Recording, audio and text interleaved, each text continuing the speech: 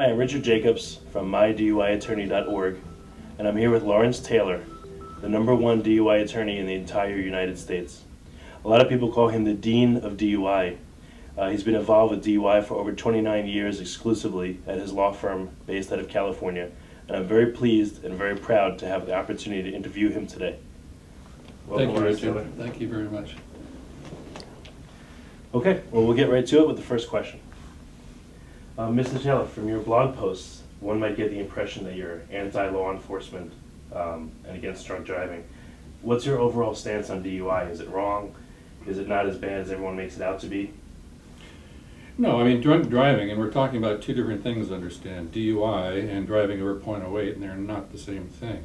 Drunk driving is dangerous. It kills people. I have a son, I have a wife. I don't want some drunk driver injuring or killing them. We need laws prohibiting drunk driving and punishing it severely. We always have. When I started practicing, there was a very good law. It just basically said, thou shalt not drive under the influence of alcohol. Okay? To the degree that it's going to impair your driving and render you dangerous. That's not the law anymore. Now the focus is upon blood alcohol content. Mothers Against Drunk Driving have been very effective in changing the laws, or adding a law, I should say, Okay. so that the prosecution has two ways to try to convict the defendant, one of which is not being under the influence. They don't care if you're under the influence or not. They don't care if you're in danger or not.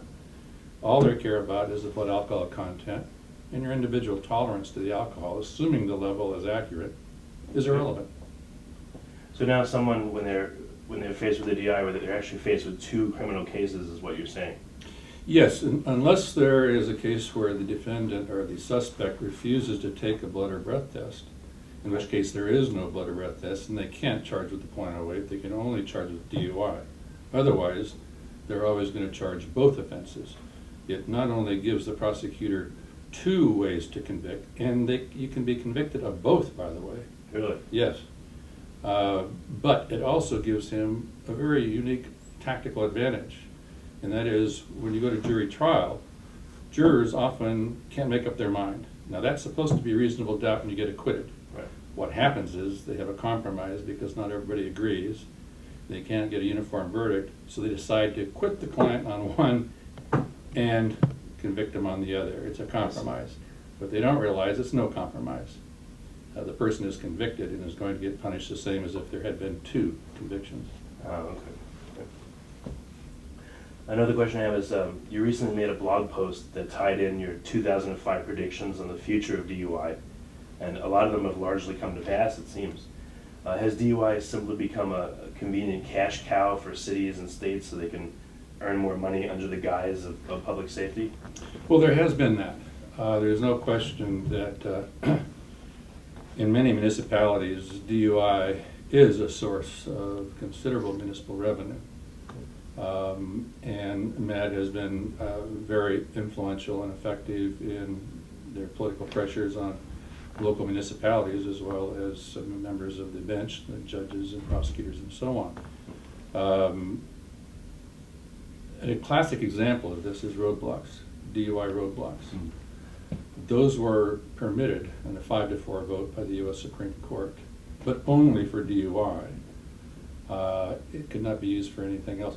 Now these roadblocks have been set up, and they've found that they're not terribly effective, not nearly as effective as roving patrols. Okay. But in fact, they've been expanded, and the reason is not difficult to figure out. If you look at some of these roadblocks, there may be 1,000 people stopped. And of those 1,000, they may make 1 or 2 DUI arrests. Oh, wow. But they'll make 70, 80, 100 citations for registration out of date, driver's license not current, tinted windows, registration on the license plate, defective taillight, anything. And of those, maybe a third of them might get impounded with further fees and monies going to the local government. So of course, they like that. And they call it a DUI roadblock because that's the only legal way they can stop people. I see.